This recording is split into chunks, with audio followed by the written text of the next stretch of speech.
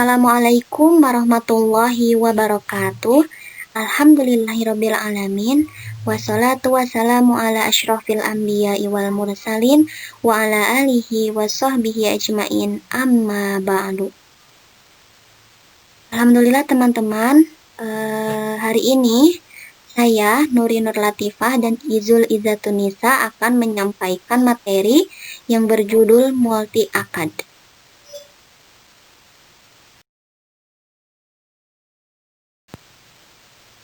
Adapun materi yang akan kami bahas yaitu yang pertama pengertian multi akad dan yang kedua hukum transaksi multi akad.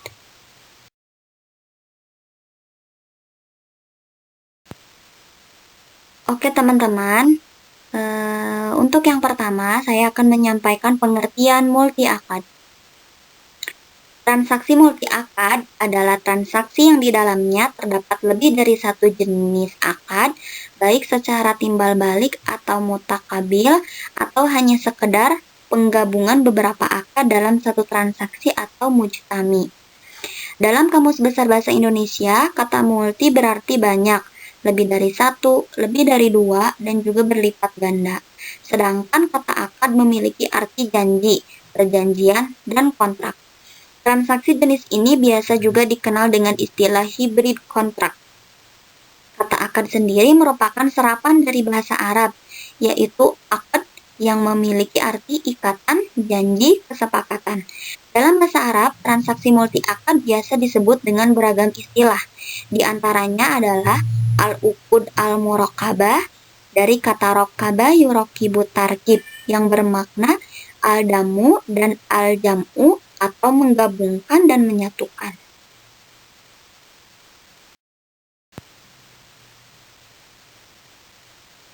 Nazih Hamad mendefinisikan transaksi multi akad sebagai berikut, yang artinya dua pihak bersepakat untuk melaksanakan akad yang mengandung dua akad atau lebih, seperti jual beli dengan sewa menyewa, hibah, wakalah, qard, muzara'ah, syaraf, syirkah, mudarabah, dan sebagainya, sehingga semua akibat hukum akad-akad yang terhimpun tersebut serta semua hak dan kewajiban yang ditimbulkannya dipandang sebagai satu kesatuan yang tidak dapat dipisah-pisahkan, sebagaimana akibat hukum dari akad yang satu.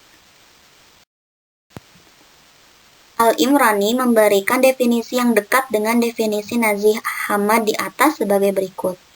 Kumpulan sejumlah akad maliyah yang beragam yang terdapat dalam sebuah transaksi, baik secara gabung atau aljam, ataupun secara timbal balik atau al-taqobul, yang mana seluruh hak dan kewajiban yang menjadi konsekuensi dari transaksi itu dianggap seperti akibat dari akad yang satu. Dari definisi di atas dapat diambil beberapa kesimpulan tentang batasan mengenai transaksi multi akad ini, yaitu bahwa yang pertama, transaksi multi akad terjadi antara dua pihak atau lebih. Yang kedua, dalam transaksi ini terjadi dua jenis akad yang beragam atau lebih. Yang ketiga, beragam akad yang berbeda ini saling terikat menjadi satu kesatuan akad, hingga seluruh akibat dari berbagai akad tersebut seolah menjadi akibat dari akad yang satu. Yang keempat, jenis transaksi multi akad dapat diklasifikasikan menjadi dua macam, yaitu akad yang mensyaratkan terjadinya adanya akad lain atau mutakobalah dan berkumpulnya sejumlah akad sekaligus dalam satu transaksi atau mujtama'ah. Terjadi multi akad dalam transaksi bisa terjadi secara alamiah atau tabi'i, ataupun karena adanya modifikasi terhadap akad atau ta'dili. Transaksi multi akad yang alamiah terjadi antara akad pokok atau al-akad al-asli dan akad yang mengikutinya atau al-akad al-tabi'i, seperti akad qard yang kemudian diikuti oleh akad rahan dalam transaksi pinjam-meminjam di bank atau pegadaian, atau akad qard yang diikuti dengan akad hawalah yang terjadi dalam transaksi menggunakan kartu kredit, atau akad qard yang diikuti oleh wakalah bil ujrah seperti yang terjadi dalam transaksi GoFood. Di sisi lain, transaksi multi akad yang berupa modifikasi terjadi antara berbagai akad yang bersifat mandiri tanpa tergantung dengan akad lainnya. Tujuan adanya modifikasi tersebut diantaranya adalah untuk memudahkan penerapan akad itu pada produk keuangan syariah, dengan harapan agar poin-poin yang termuat pada ayat tersebut bisa diamalkan, sehingga praktik transaksinya bisa sesuai dengan prinsip-prinsip syariah, atau minimal tidak bertentangan dengannya. Transaksi multi-akad jenis ini merupakan bentuk ijtihad agar transaksi modern mendapatkan posisinya dalam ranah fikih, sekaligus agar akad-akad yang telah terdapat dalam fikih dapat diterapkan dalam transaksi modern. Modifikasi akad ini harus berlandaskan atas keabsahan dari masing-masing akad yang membentuknya, dengan terpenuhnya syarat dan rukun dari akad-akad tersebut dan memperhatikan juga batasan-batasan yang telah dijelaskan oleh syariat. Maka, terkadang akad-akad dalam transaksi multi-akad ini bisa tergabung seolah melebur menjadi satu akad mujtama'ah, dan terkadang ia tak bisa bergabung melebur menjadi satu, namun tetap berdiri sendiri dengan adanya pengikat seperti syarat yang memunculkan akad kedua setelah akad pertama atau mutakabilah. Dari sini dapat diketahui bahwa terdapat dua jenis transaksi multi-akad, yaitu multi-akad bergantung atau bersyarat atau al-uqud al-mutaqabilah dan multi-akad tergabung atau al-uqud al-mujtami'ah. Transaksi multi-akad bergantung atau bersyarat adalah transaksi yang akad pertamanya memunculkan akad kedua sebagai respon, di mana kesempurnaan akad pertama bergantung pada sempurnanya akad kedua melalui proses timbal balik. Akad semacam ini telah dikenal dengan tradisi fikih klasik dengan istilah akad bersyarat atau ijtirat akad bin akad. Biakad. Sedangkan transaksi multi-akad tergabung atau terkumpul atau al-uqud al-mujtami'ah adalah transaksi yang merupakan gabungan dari beberapa akad yang berbeda yang menjadi satu kesatuan. Beberapa akad yang ada bisa terjadi pada satu objek akad ataupun dua objek akad yang berbeda, dengan harga yang sama ataupun berbeda, dalam waktu yang sama ataupun waktu yang berbeda, dengan implikasi hukum yang sama ataupun berbeda. Beberapa praktik transaksi multi-akad tergabung atau al-mujtami'ah ada yang kemungkinan besar tidak akan menjadi sah seperti akad yang saling berlawanan. Dan ada yang memiliki kemungkinan untuk menjadi sah seperti akad yang berbeda dan akad yang sejenis atau al-uqud al-mutajanisah. Penilaian sah atau tidaknya sebuah transaksi multi-akad tidak dapat dilihat dari jenisnya, apakah ia akad tergabung atau mujtami, atau akad bersyarat atau mutakabil. Penilaiannya akan dilihat dari praktik transaksi itu satu persatu, apakah sesuai dengan batasan-batasan syariat atau tidak. Maka hukum satu transaksi dengan transaksi lain bisa jadi berbeda, meski keduanya adalah transaksi yang sejenis. Sebagaimana telah dijelaskan di atas bahwa terdapat dua jenis transaksi multi-akad yang biasa digunakan, yaitu transaksi multi-akad bergantung atau bersyarat dan multi-akad tergabung. Maka pembahasan dalam bagian ini akan dibagi menjadi dua pembahasan, yaitu hukum transaksi bersyarat akad dan hukum multi-akad dalam satu transaksi. Pembahasan mengenai hukum akad bersyarat di dalam transaksi akan berkisar pada beberapa hadis yang saling bertentangan mengenai syarat. Beberapa hadis tersebut adalah yang pertama, hadis dari Jabir bin Abdillah yang diriwayatkan oleh Bukhari dan Muslim, bahwa Rasulullah membeli unta darinya dengan syarat ditunggangi oleh Jabir sampai Madinah. Hadis ini juga diriwayatkan oleh Ahmad, Abu Daud, Tirmizi, dan Al-Nasai. Yang kedua, hadis yang diriwayatkan oleh Tirmizi, Ahmad, dan Abu Daud bahwa Rasulullah SAW pernah bersabda, janji perdamaian itu diperbolehkan di antara sesama muslim, kecuali perjanjian yang mengharamkan yang halal atau menghalalkan yang haram. Sesama muslim itu konsisten dengan syarat-syarat mereka kecuali syarat yang mengharamkan yang halal atau menghalalkan yang haram. Yang ketiga, hadis yang dikenal dengan istilah hadis darirah, Diriwayatkan oleh Bukhari dan Muslim bahwa Rasulullah SAW pernah bersabda, "Kenapa manusia membuat syarat-syarat yang tak ada di dalam kitabullah?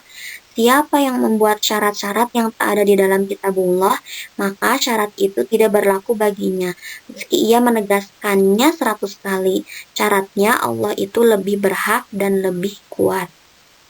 Yang keempat, hadis dari Abdullah bin Amr bin Al-As yang diriwayatkan oleh Abu Daud, Ahmad, Tirmizi, dan Nasai bahwa Rasulullah SAW pernah bersabda, tidak halal akad salaf atau qard bersama akad ba'i dan juga dua syarat dalam satu akad ba'i dan keuntungan yang tidak kamu jamin dan menjual apa yang tidak kamu miliki. Dalam hadis-hadis di atas, kita dapat mengetahui bahwa hadis pertama dan kedua adalah hadis yang menunjukkan kebolehan syarat, dan hadis ketiga dan keempat adalah hadis yang melarang adanya syarat. Dan baik dari hadis yang membolehkan ataupun yang melarang, terdapat hadis yang bersifat umum dan bersifat khusus. Hadis pertama bersifat khusus, secara jelas menyatakan terjadinya syarat di dalam akad ba'i di masa Rasulullah. Hadis kedua bersifat umum, mencakup berbagai syarat yang bisa dilakukan dengan syarat tidak mengganggu gugat konsep halal dan haram. Perpaduan antara dua hadis umum dan khusus ini dapat menjadi landasan adanya syarat di dalam akad, tak hanya terbatas pada akad ba'i saja, namun juga berbagai akad lain selama sesuai dengan petunjuk keumuman hadis yang kedua. Hadis ketiga juga bersifat umum, menyatakan batilnya segala syarat apapun yang tak ada di dalam kitabullah, baik syarat di dalam suatu akad ataupun syarat yang berada di luar akad. Dan hadis keempat bersifat khusus. Hadis itu jelas menyatakan bahwa tak boleh ada dua syarat di dalam akad ba'i. Bahkan terdapat riwayat lain yang menyatakan bahwa Rasulullah melarang akad ba'i yang bersyarat.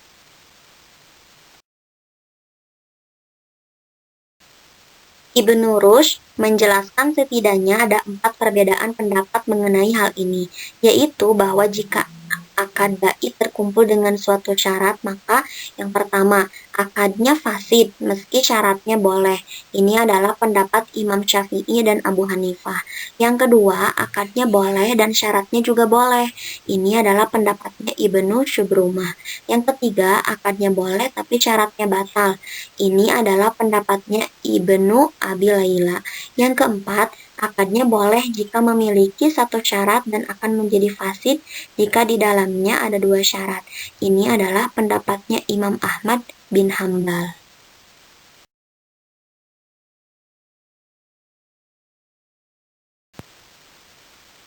Saat menjelaskan hadis Bariroh, hadis nomor 3, Al-Nawawi menjelaskan bahwa syarat di dalam akad ba'i ada beberapa jenis, yaitu yang pertama, syarat yang mendukung terjadinya akad, seperti syarat untuk mengembalikan barang jika terdapat cacat atau syarat untuk segera menyerahkan barang kepada pembeli.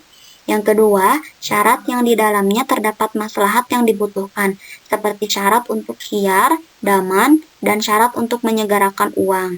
Kedua syarat ini disepakati kebolehannya oleh para ulama. Yang ketiga, syarat untuk memerdekakan budak setelah akad ba'i. Ini diperbolehkan oleh mayoritas ulama dengan berlandaskan atas hadis Bariroh tadi. Yang keempat, syarat selain ketiga jenis ini yang tidak boleh dan justru akan merusak akad menurut mayoritas ulama, sedangkan menurut Imam Ahmad tidak akan merusak akad kecuali jika terdapat dua syarat. Dilihat dari penjelasan Al-Nawawi di atas dapat diketahui bahwa para ulama tidak mengambil keumuman hadis Bariroh yang menyatakan pengharaman terhadap seluruh jenis syarat yang tak ada dalam kitabullah, karena ternyata mereka menyepakati bahwa ada syarat yang diperbolehkan dan syarat yang tidak diperbolehkan. Dan jika kita melihat pada kasus yang ada dalam hadis tersebut, kita akan mengetahui bahwa hadis tersebut berkisar pada hukum ba'i dengan syarat. Masalahnya, bagaimana hukumnya jika syarat itu berada pada akad lain selain akad ba'i? Dan bagaimana jika syarat yang dimaksud adalah syarat untuk melakukan akad lain? Dalam arti absahan dan konsekuensi hukum akad pertama akan bergantung pada berlangsungnya akad yang kedua.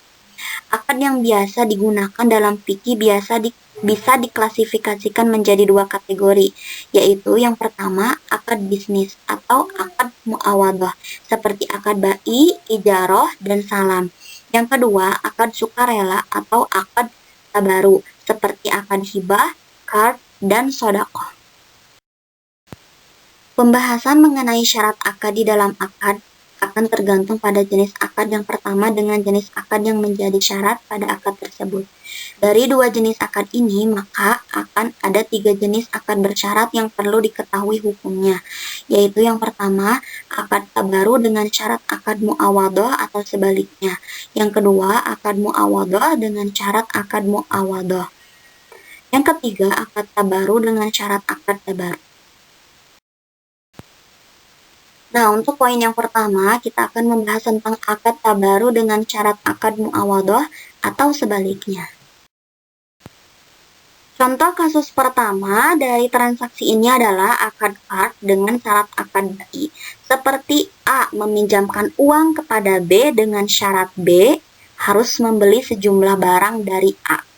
Para ulama dalam kasus ini sepakat menyatakan bahwa transaksi semacam ini tidak sah berlandaskan atas beberapa dalil. Di antaranya adalah hadis Rasulullah yang melarang adanya akad salaf bersama akad bai. Dan karena akad qard adalah akad tabaru, maka masuknya akad bai kepada qard akan menjadikan akad qard menjadi akad muawadhah dan akan berubah menjadi akad riba. Contoh kasus kedua dari transaksi ini adalah akad qard dengan syarat akad ijarah atau akad muawadhah lain selain akad bai. Seperti A meminjamkan uang kepada B dengan syarat B harus menyewa barang dari A. Para ulama juga sepakat mengenai pelarangan transaksi jenis ini dengan beberapa dalil yang telah dipaparkan di bentuk pertama. Contoh kasus ketiga adalah akad bai dengan syarat akad hibah atau akad tabaru lain selain akad qard. Seperti A menjual sebuah barang kepada B dengan syarat ada hadiah yang harus diberikan oleh satu pihak kepada pihak lain atau bai hibah.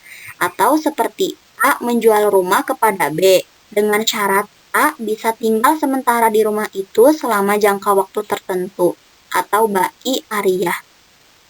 Atau seperti A menjual barang kepada B dengan syarat B meminjamkan uang kepada A atau bai qard. Para ulama mazhab Hanafi menyatakan bahwa akad semacam ini tidak sah untuk dilakukan karena syarat-syarat tersebut tidak sejalan dengan tujuan akad bai yang merupakan akad muawadhah dan karena akan ada ketidakpastian harga dan jumlah yang dibayarkan oleh pihak kedua. Ya baik, saya Ibu Izatunisa akan melanjutkan materi yang disampaikan tadi.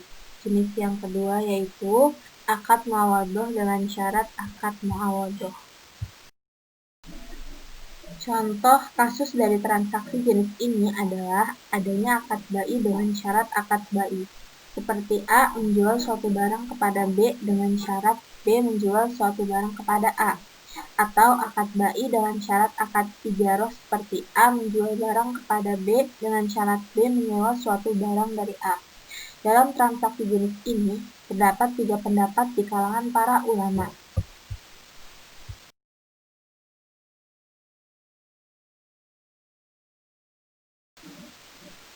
Yang pertama menyatakan pelarangan bentuk transaksi semacam ini. Ini adalah pendapat para ulama Syafi'i, Hanafi, dan juga Hanbali. Ini juga adalah pendapat Ibnu Hazm. Mereka berargumen dengan beberapa dalil, diantaranya adalah hadis tentang pelarangan adanya dua jual beli dalam satu akad jual beli.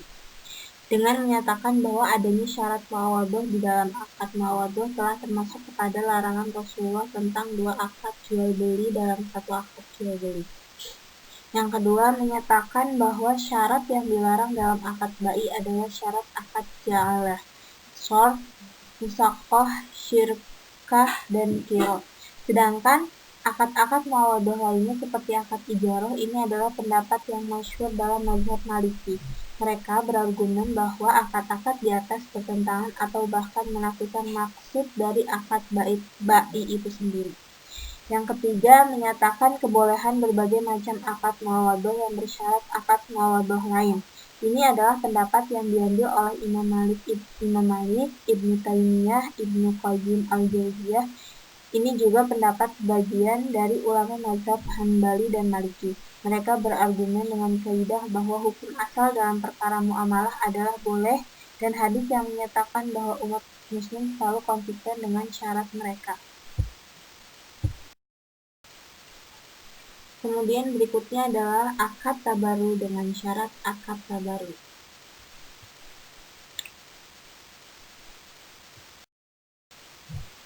Contoh kasus pertama dari akad jenis ini adalah adanya syarat akad qard di dalam akad qard. Kasus ini terdapat dua bentuk yang berbeda, yaitu 1. A. Meminjamkan uang kepada B dengan syarat bahwa A akan meminjamkan uang lagi kepada B di waktu lain. Yang kedua, A meminjamkan uang kepada B dengan syarat B meminjamkan uang kepada A. Pada bentuk pertama, para ulama mazhab Syafi'i menyatakan bahwa syarat dalam transaksi itu tidak berlaku dan akadnya tetap sah. Sedangkan pada bentuk kedua, para ulama sepakat mengenai pelarangan transaksi semacam ini karena Rasulullah menyatakan bahwa tiap qard yang membawa manfaat bagi yang menghutangi adalah termasuk riba. Contoh kasus kedua dari akad jenis ini adalah akad qard dengan syarat akad hibah atau akad tabaru lain selain qard. Seperti A memberikan pinjaman kepada B dengan syarat B memberikan hadiah untuk A, atau dengan syarat B meminjamkan sesuatu kepada A dan sebagainya. Para ulama menyatakan bahwa akad jenis ini dilarang karena terdapat manfaat yang kembali kepada pihak yang memberi hutang, dan manfaat bagi pemberi hutang adalah termasuk riba yang diharamkan. Dari pembahasan di atas, dapat diketahui bahwa hukum transaksi dengan syarat akad tergantung pada jenis akad yang menjadi syarat untuk akad pertama. Dengan demikian, pembahasan lebih lanjut mengenai berbagai akad yang memiliki syarat akad lain di dalamnya memerlukan pembahasan yang lebih mendetail dengan melihat lebih dalam mengenai bentuk transaksi beserta syarat yang diberikan.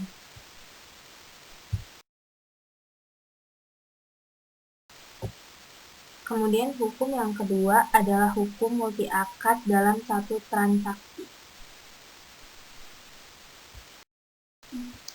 Pembahasan mengenai hukum transaksi multi akad dalam fikih akan selalu berkaitan dengan beberapa hadis Rasulullah yang melarang mengenai adanya dua akad dalam satu transaksi.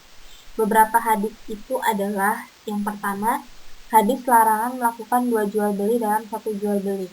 Hadis yang diriwayatkan oleh Imam Tirmizi dengan sanadnya dari Abdullah bin Umar bahwa Rasulullah SAW bersabda, mengulur waktu pembayaran hutang padahal ia mampu adalah sebuah bentuk kezaliman, dan jika hutangmu dialihkan kepada orang lain maka ikutilah, dan janganlah melakukan dua jual beli dalam satu jual beli.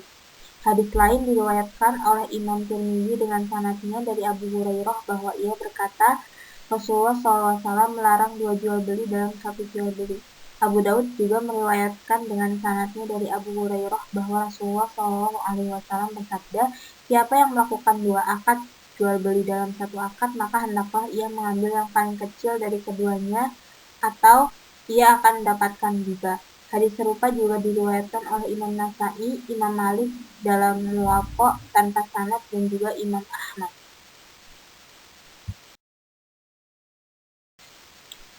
Kemudian yang kedua adalah hadis larangan melakukan dua akad dalam satu akad.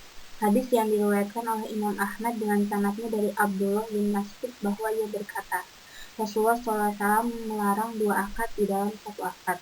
Yang ketiga, hadis larangan menyatukan akad ba'i dan salaf. Hadis yang diriwayatkan oleh Imam Ahmad dengan sanadnya dari Abdullah bin Amr bin al-As bahwa ia berkata, Rasulullah SAW melarang dua jual beli dalam satu jual beli, juga melarang keuntungan dari sesuatu yang tidak terjamin, dan melarang menjual barang yang bukan miliknya. Kata naha dalam 3 hadis di atas jelas menunjukkan sebuah pelarangan, dan hukum asal dari larangan adalah menunjukkan keharaman perkara tersebut. Dan selama tidak ada qarinah yang memalingkan pelarangan ini kepada hal lain, maka ia akan kembali kepada hukum asalnya, yaitu keharaman perkara tersebut. Namun terdapat perbedaan di antara para ulama dalam memahami maksud dari kata bai'atain fi bai'ah atau safqatain fi safqatin wahidah. Imam Syaukani dalam Nail al-Autor menjelaskan perbedaan pendapat terkait hadis ini, yaitu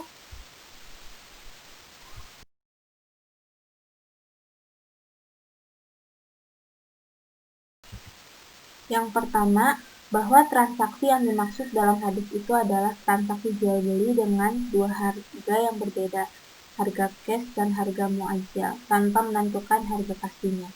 Yang kedua, Imam Syafi'i menyatakan bahwa maknanya seperti seseorang berkata kepada orang lain, saya menjual budak ini kepadamu dengan harga 1.000 agar kamu menjual rumahmu kepadaku dengan harga sekian. Yang ketiga, bahwa maksudnya adalah seperti meminjamkan uang kepada orang lain untuk membeli gandum sebanyak 1 gofis, sekitar 36,7 kg, dengan jangka waktu selama 1 bulan, dan saat jangka waktu itu telah habis kemudian meminta kepada orang tersebut untuk menjual gandum sebanyak 1 gofis dengan jangka waktu selama 2 bulan dengan 2 gofis. Al-Syaukani kemudian menjelaskan ilah dari pengharaman adanya dua jual beli dalam satu jual beli ini sesuai dengan penafsiran yang ada di atas. Yang pertama, untuk penafsiran pertama, ilahnya adalah karena tidak adanya kejelasan harga dari satu objek akad yang memiliki dua harga. Untuk penafsiran kedua, ilahnya adalah karena akadnya bergantung pada akad yang kedua. Untuk penafsiran ketiga, ilahnya adalah karena pasti mengarah kepada riba. Mengenai hadis yang ketiga yang menyatakan bahwa Rasulullah melarang adanya akad bai dan akad salaf atau qad dalam satu transaksi, Ibnu Qayyim al-Jauziyah mengatakan bahwa larangan tersebut untuk menghindari dari terjerumus ke dalam riba yang diharamkan. Hal itu terjadi karena seseorang meminjamkan uang sejumlah 1.000 atau qad, lalu ia menjual barang yang bernilai 800 kepada orang itu dengan harga 1.000 dengan niatan agar ia bisa mendapatkan uang 2.000 darinya. Meski secara tekstual hadis-hadis di atas seolah menyatakan pelarangan terhadap transaksi multi akad, namun hadis-hadis tersebut tidak menunjukkan pengharaman terhadap transaksi multi akad secara umum, namun terkhusus pada beberapa bentuk multi akad saja, seperti terkumpulnya bai dan salaf dalam satu transaksi seperti yang ditunjukkan pada hadis ketiga atau tiga jenis penafsiran terhadap hadis pertama dan kedua di atas. Jika kembali kepada kaidah tentang hukum asal pada urusan muamalah, maka dapat diketahui bahwa hukum asal pada urusan muamalah adalah boleh kecuali jika ada dalil yang menyatakan pengharaman atau pembatalannya. Kaidah ini berlandaskan atas beberapa dalil, diantaranya firman Allah dalam surat Al-Maidah ayat pertama, ya ayyuhalladzina amanu ufu bil uqud, wahai orang-orang yang beriman, penuhilah janji-janji. Mengenai ayat ini, Al-Jassas menjelaskan bahwa yang termasuk ke dalam perintah pada ayat ini adalah akad jual beli, sewa menyewa, pernikahan, dan segala hal yang disebut dengan akad. Hingga saat terjadi perselisihan antara boleh atau tidaknya sebuah akad dilaksanakan atau terjadi perselisihan dalam perkara nazar dan konsekuensi hukumnya, maka ayat ini bisa digunakan sebagai hujjah karena keumuman ayat ini menyatakan kebolehan segala macam akad tanggungan, sewa menyewa, jual beli, dan sebagainya. Yang kedua adalah firman Allah dalam surah Al-Baqarah ayat 275, wa ahallallahu al-bai'a wa harrama riba, dan Allah telah menghalalkan jual beli dan mengharamkan riba. Mengenai ayat ini, Imam Syafi'i menyatakan bahwa ayat ini memiliki dua kemungkinan, yaitu bahwa Allah membolehkan segala macam akad jual beli selama ada asas saling ridho antara kedua belah pihak, dan yang kedua adalah Allah hanya membolehkan akad yang tidak dilarang oleh Rasulullah SAW. Kemudian Imam Syafi'i menyatakan bahwa hukum asal akad jual beli adalah boleh selama ada asas saling ridho, kecuali akad yang dilarang oleh Allah melalui hadisnya. Konsekuensi dari kaidah ini adalah diterimanya berbagai macam bentuk akad selama tidak ada dalil yang mengharamkannya. Maka dalam kasus transaksi multi akad ini dapat diketahui bahwa hukum asal transaksi multi akad adalah boleh kecuali jika ada dalil yang mengharamkannya dan selama tidak menimbulkan hal-hal yang diharamkan seperti adanya riba, ketidakjelasan harga, penipuan, dan sebagainya. Pembahasan pada bagian ini hanya sampai pada pembahasan mengenai hukum asal dari transaksi multi akad saja. Pembahasan status hukum multi akad secara spesifik tidak bisa hanya berdasarkan atas hukum asalnya saja, namun perlu dilakukan penelitian lebih lanjut terhadap berbagai praktik transaksi multi akad yang ada untuk mengetahui apakah transaksi tersebut telah sesuai dengan kriteria atau syarat-syarat mengenai kebolehan transaksi multi akad atau tidak.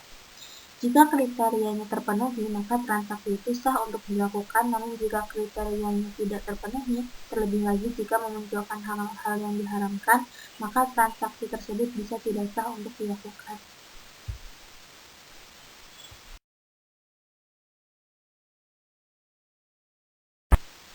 Dari pembahasan di atas dapat diambil kesimpulan bahwa transaksi multi akad pada dasarnya berkaitan erat dengan syarat dan akad yang disertakan di dalam transaksi tersebut.